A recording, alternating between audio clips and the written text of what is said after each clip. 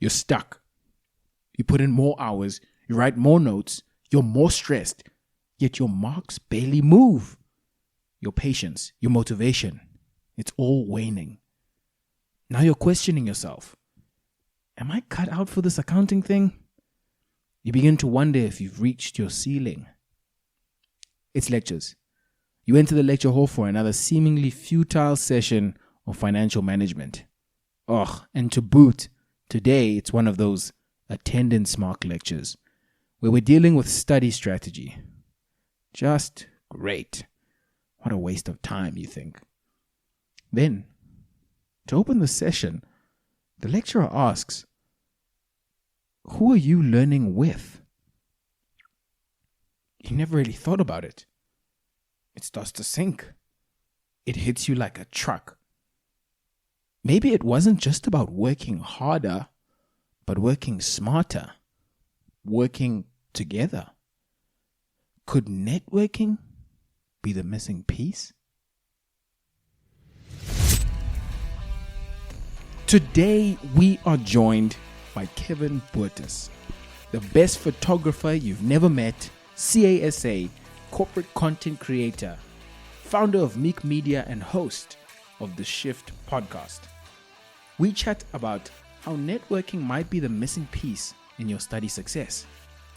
We also chat about the crux of why mathematics skills are key for accounting, how he survived accounting without having done it in high school, limiting academic beliefs that he had to overcome to excel, the 7 degrees of separation in networking, and more. I hope you enjoy. My travelers on the road to CASA. In the spirit of our esteemed guest that has joined us today, in the spirit of his expertise, I will say it again. Get on LinkedIn. I know, why must a student get on LinkedIn? It seems kind of counterintuitive. Alung, I have nothing to show. Alung, I'm still studying. I promise you, it's not that big. It's like creating another TikTok account. You don't really need followers just yet per se, but it could really help to create and establish a presence. Get on LinkedIn, guys. Like, you don't even have to start posting. Just literally be on the platform, start spectating, get a feel. I promise you, just being there is a good step to start. Get a profile photo as well. But I'm not the expert. Kevin is. It's an amazing episode we're going to be embarking upon. On to the show.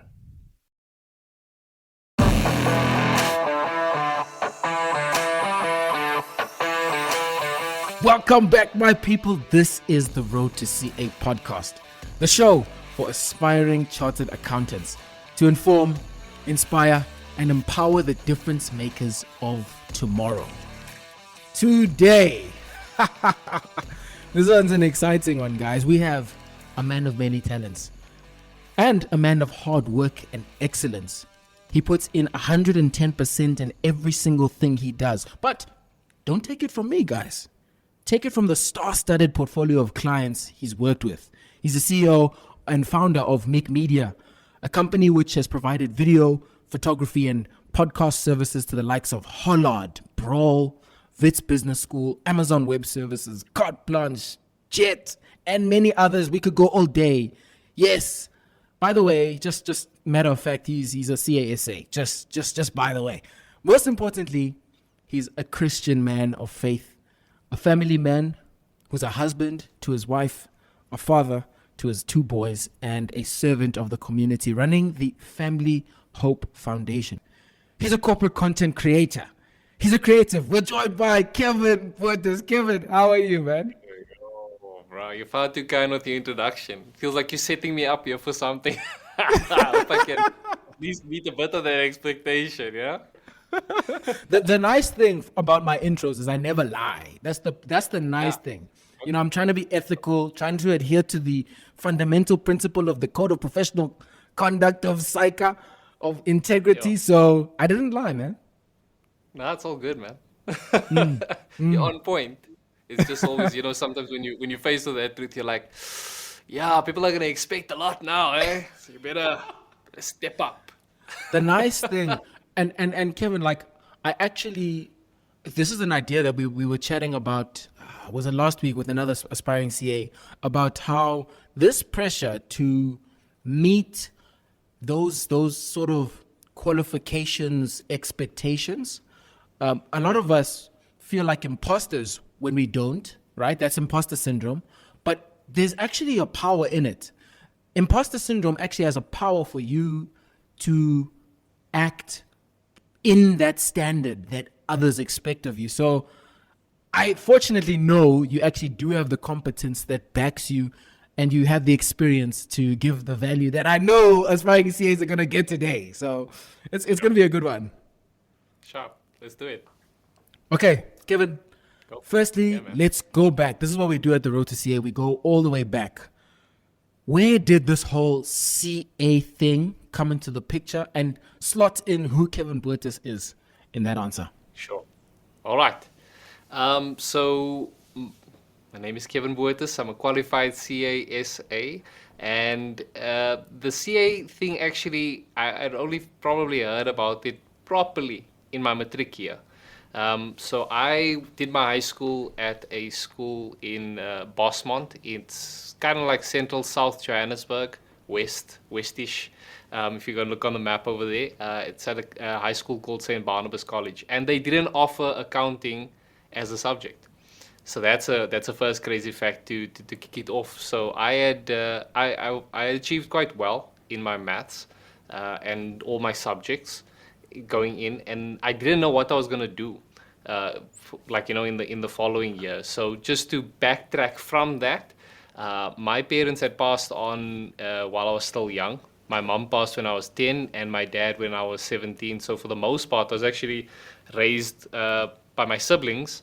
I've got 4 brothers and a sister, and they Sure. really did their Big best to family. try to raise me. And yeah, and you know what I mean. When you see the amount of effort and work that those guys were putting in, it really set a good tone for me, albeit under difficult circumstances. But when you see people putting in the graft, working, on Christmas Day so that they can get double time, in call centers, that kind of thing, then you realize like, hey man, you gotta hustle and you gotta make it happen, in an ethical, in a good way. So in any case, so I didn't know what I was going to study afterwards. I had gone through most of my high school with partial bursaries, to just help me along. And then somebody had recommended to me, I'd done like this Miller-Briggs type indicator test, where they kind of classify, and one of the things was an accountant that they said on there. And then there was a lady at my school that said, hey, why don't you try applying for some bursaries and just see what happens on that. So I had applied through to PwC, through to Deloitte. Both had offered me a bursaries, but not throwing shade at anyone, but PwC they only came back to me after varsity had actually started the next year, and they were like, yeah, we'll give you a bursary. But at that time I already said, look, I'm going with Deloitte. Deloitte, on point, they were a great family to help me out, and they took a chance on me, I think, to an extent, without having having not touched an accounting textbook of my first day into varsity. But it is something I think that's worth noting. I studied at UJ, and actually at UJ's policy, they don't require you to have accounting to study the chartered accounting route. They make sure that you have your maths. In fact, I had some friends that aced they got distinctions for accounting at high school, that had to take the bridging course for the CA route because their maths wasn't up to scratch. So Yo. I guess in the grand scheme of things, maybe they knew something that we didn't. But I got into the program over there, and man, it was crazy. So first year, you walk into a hall there at UJ. It's a hall of 400 people. There's 2 classes of it twice a week. So I would be attending 4 of those classes. Then there was an accounting A, which was kind of like the accounting standard grade class for guys that weren't majoring in accounting. I was attending that class as well because I didn't know what the hell was going on in the accounting in the CA stream. What's a debit? And What's just a credit? Hey, yo. like one of my friends fortunate, like I made friends fairly quickly. There Okay. was a bunch of us that were in there, and one of my friends, her name's Rania. She gave me a breakdown of what an income statement looks like revenue, cost of sales, gross profit, and I went down over the next 3 days. I tried to memorize what is actually all this because I didn't even understand these terms, bro. Like, what the hell is OpEx? In principle, I understood. I understood what it is, right? But it wasn't it. But I mean, if you think about it, the accounting things, all of these classifications, it's actual business. If you run an actual business, this is just ways of classifying it. And just a side note, by that time, I'd already been running like 2 or 3 side hustles. By the time that I started varsity, I was doing the photography thing. I kicked it off in my matric year. I used to buy and sell PS1 games, PlayStation 1. Yes, I was there with the PS1, guys. I used to buy the games and sell them. And yeah, just just hustle wherever you can up until that time. So, like, I understood the concepts already from a business perspective. I just didn't know what OpEx is. I didn't know what cost of sales, what is, how it actually slots. So anyway, got through first year. Yes, bro. I studied like you won't believe, like crazy. Still till today, probably one of my greatest achievements is getting 50% on my first accounting exam. Like the Whoa, first that's test, hectic. No, no, the no. basic one. We don't get Where 50. No, no, all no. of you Not the guys, first. yeah, all of you guys that did accounting, yeah, that one where you just cruise by, you didn't even study because they asked you what is a debit or what is an asset. It's a resource controlled by an entity as a result. Yes, bro, I got through on a 50. Like that was like my Sure. crowning achievement because it was just a realization that hey, maybe you can do it. But so I think the important thing what they did with why the maths was so important was the idea of concepts, of abstract concepts. If you've ever done any algebra or geometry, oh, that sucks. But it's the stretching of the mind, being able to understand it. And being on the back foot, I had to work like 2, 3 times as harder than the guys who were on cruise mode. So I was always lagging, always falling behind the guys. But come that like mid second year, going into third year, that's when it actually turned in comparison to again like my counterparts because they understood the basics and that stuff. It was a cruising, but because and I'd been grinding and like really trying to put in hours to get things. Come third year, there was a switch. You started getting deeper into the IASs, into the IFRS, and because I'd been used to working like significant hours, like trying to put in the work, like it was just whereas for other people it was like stepping on a treadmill because suddenly it just started shooting past. So a lot of the guys dropped off over the years. We were 13, I think, that started in first year, and there was only 2 of us that had actually gone the whole way through without repeating. Sure. So it and that's a general thing. You'll probably see it as well, even when you're out there in Pretoria in your classes and that. Generally, it's almost like the classes reduce by between 30 and 50% each year. You would have it's something along that lines. If you're talking about It is first year, like similar. one or It like is similar. first year to Yeah. first year. So you'll come into a class and there'll be lots of people, but a lot of the guys are maybe repeating second or third year, and you like going in with them. So it's a normal. I don't want to say normal, right? It's never. It's but that's the way that the things progress. So yeah, And and it's yeah, it's it's got how it usually goes. People fail in accounting. That's just how it you usually do. goes. You Yeah. do. And I'll tell you something, like I was very fortunate, I mean, that I had a bursary with Deloitte. I had friends who had to work while studying. So that was like really, really tough. I remember I had a friend who had failed a CTA, a fourth year at Deloitte, and Deloitte allowed it was the 1 year. I think they only did it once. They allowed those guys to go and do their first year articles during the day, and in the evening they would then they had an arrangement with UJ where they would do evening classes in our honors year. And so they would come from a full day of working in articles and then still Sure. try to put in graph. And like I think the pass rate on that class was something like between 15 and 20%. It Yeah, and wasn't it makes the greatest sense. project.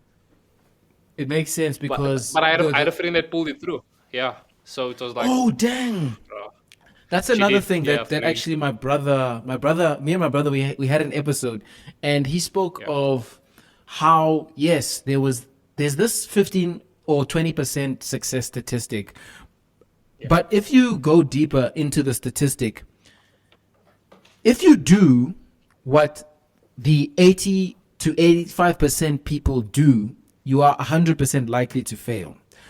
If you do what the 15 to 20% did, you're 100% likely to succeed. So there's always a story beneath the statistic. As much as the odds will be stacked against you if you're in your articles and you're doing CTA, if you are in that context right now, I promise you there's someone out there. And Kevin's, he's clearly showing you there was. Yeah. Yeah, and I think it's just the wisdom comes in on knowing what's the difference between the 20 and the 80. That's where the challenge is coming in, right? Because it's again one of those cases where you don't know what you don't know. Because that infamous guy tried explaining that. I remember once, and everybody got confused. But like, you know what you know what you don't know, you don't know what you know, and then you don't know what you don't know. Very confusing to try to explain it. But effectively, like, it's difficult to understand what the other 20% is doing if you've been doing 80% your whole life and all your friends are doing what we classify as that 80%. So it's in the networking, it's in the speaking to the lecturer, it's in that kind of thing where you get somebody else's counter view, then they'll be like, oh wait, I've been doing it like this the whole time, but you're telling me to do it like this. And that's what helps bring about that change. A new So yeah. perspective. That's what I'm also finding through the podcast. It can change a life. So I actually failed my third year in accounting because I didn't know why I was here. I was coasting throughout. I wasn't really serious.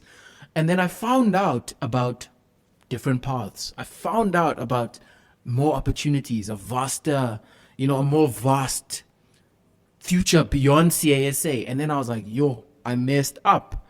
If I had found that out in first year, I wouldn't actually have been in the place I am. But I can only say that in hindsight. Yeah. And that's the thing, but let me tell you, this hindsight thing, it's still something that I grapple with. It's still, I wish I'd done some things differently in the first year. I wish that I'd networked better through my articles, but it's one of those things that you can only appreciate after having gone through it. And it's many years since I did it, and I still have that regret. No, it's regret, hindsight, and it's just being able to be at peace that I think where I take my peace from, and this is going to be my encouragement to you and to anyone, really effectively, right? Is if you can look back and say, did I do my best? Like genuinely, like, did I do my best on it, right? Because we can't ask you for more than your best. If you had given your best and there's circumstances that are outside of your control that happen, you can't change that. But internally with what you do, and that's what's going to allow you to sleep at night. But it's when you're not doing your best, like if you have that honest conversation with yourself when no one's around, and you realize like actually I stuffed up, I was partying too much. Yeah. There's always the behind. There's always a beneath the failure, and if it was because you weren't giving your best. But the thing is, Kevin, I think that everyone's doing the best with what they have. That's what I actually think. I think that it's because there's maybe a specific piece of information that you don't have. Maybe it's because of a particular belief that you have of yourself. I think like everyone's doing the best with what they have. But now what more information does, is it lifts the ceiling. It increases that best, and it changes your perspective. And now you can, let's say, for an example, if you were when you were going to school and you were growing up told that you are X level of intelligence, you are not smart. That's the belief that's permeating your mind, and so the actions will follow the same. And maybe you just won't work hard in mathematics because you just don't believe that you can do well in it. Yeah, bro. Let me tell you, I 150% subscribe to that. And if I can just, it's gonna be a side segue, but it will segue in. Okay. So I was generally like a top student in most subjects, but this Afrikaans thing I just struggled with, bro. It just didn't make sense. Albeit I'm like colored, I'm supposed to come from a Afrikaans speaking people, all of that. Yeah. But I just absolutely struggled with it, grade 8, grade 9, it just like it wasn't making sense. And then we had this really towards the end of grade 9, I had a really, really good Afrikaans teacher, Mrs. Kruger. Like, this old white lady that had enough money, but she was still teaching us just because she could, because she loved Oh what she wow. did. And she would do these tests where if you got 20 out of 20, she'd give you $20, you know. And I was never in that range, right? Because I was always getting like 15. And it was like these weekly tests. You had to learn the words and then you had to write a sentence with it and all that. And one of my best friends at that time was like super bright in Afrikaans. His dad would write out all the sentences for him to memorize and that thing, right? He was never getting the 20, never getting the 20. And then once, just in one paper, it's probably a fluke or something. I mean, I really like, I tried the once. And I'm sure this woman had grace on me because there was probably some errors or something and she liked me, but she gave me 20 on the paper. There was something that clicked in that moment, apart from getting 20 rand. Like, and I mean, this is now many years ago. 20 rand actually held value, right? Like proper value. But there was something that clicked that said, why not? Again, you don't know what you don't know, and you need somebody else to just see, that sees the potential of something that have in you. And that, I promise you, sparked off something where I went from like maybe like number 12th or 13th in the grade to being the top student thereafter in Afrikaans, grade 10, 11, and 12, and I got the distinction in it in matric. Now, I'm not saying it to brag on things, but what I'm saying is that sometimes it's just the confidence, the classic, Mandela line, it's only impossible until somebody does it. It's only impossible for you until somebody just gives you the belief that you can do it, and then you go and do it. So very much, I think that is, like you said, like, you put your best, but it's your best according to your standard as well. And that's what you were talking about, raising that ceiling. Because once you realize that, hey, maybe I can do this, then suddenly your best is better than your previous best. Exactly. So like I really think at every level, I think we're doing the best we can. All we need is that little nudge, that little push. Yo, that story, you came back. You came back, Kevin. You mentioned that you regretted something, and I want to go back there, and it's a point that I actually would have loved to go with you. Yeah. You regretted not networking enough. Let's talk about networking. In fact, before this, when we were chatting in like the pre-chat that I usually have with my guests, you mentioned this idea of the 7 degrees of separation. Can you explain networking, some of your tips around it, and explain that idea of the 7 degrees of separation? Yo, it's quite the epic thing when you. So this is now the idea. It makes sense now with LinkedIn. If you use LinkedIn now, this concept will make more sense. But now let's just talk a pre-LinkedIn. There was this, and I don't know who it is that sparked it off, but they have this, the idea that every human on the earth is connected via 7 contacts. So it's these 7 degrees of separation. So I don't know Barack Obama, or just as an example, but I probably have somebody in my network who knows somebody else, who knows somebody else, who knows somebody else, who knows Barack Obama. So if I could work out that trail, I could in theory get in contact with him. And LinkedIn makes some sense of this because you have like your first connection, and then you have a second connection, which is basically a connection of your connection. And I hope I'm trying to clarify it without confusing people, but it's this idea that everybody is connected on it. So if you are able to make an impression on your first network, the people that are close to you, and thereafter make an impression on the second and the third, it really does help you when you're trying to reach out to somebody else, because you've got this good rapport with your first, second, third connections on right. And if you realize how small the world actually is and how you can be connecting to everybody, then suddenly it becomes a game that is playable by anybody. It's not just for the well-connected or the affluent. While it does help, of course it helps. Of course it helps when if your father is Nicky Oppenheimer. You know what I mean? That does go ahead of you, right? But it doesn't cancel you out of the game. Stacked up against you, but you're not out of the game. That is a powerful idea for, I think, students to also realize that Guys, on LinkedIn, if you're on LinkedIn, if you're not on LinkedIn, get on LinkedIn. Yeah. You know one person that knows another person that knows a person, maybe, or we could even go a bit back on that, that could Yeah. hook you up with the next job, with your articles, with the Yeah. job beyond CASA, with a new perspective. Like, those are the people that are actually within your grasp. And I think it's such a powerful idea for students to start now.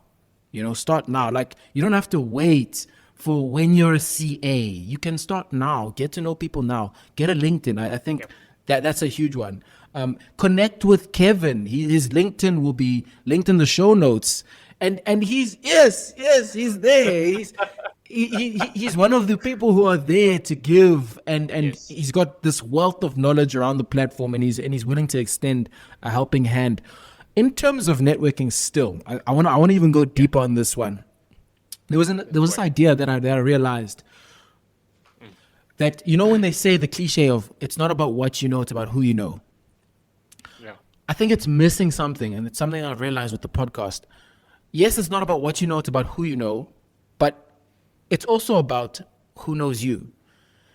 And can you riff off with that idea quickly? Yeah. Who knows you? It's exactly. Look, so I agree with on all of those statements. Let me just break down the previous one, right? It's not what you know, it's who you know. I think there comes a point where what you know does have to come to the fore. Yes, yes, yes. Unless it's like politics.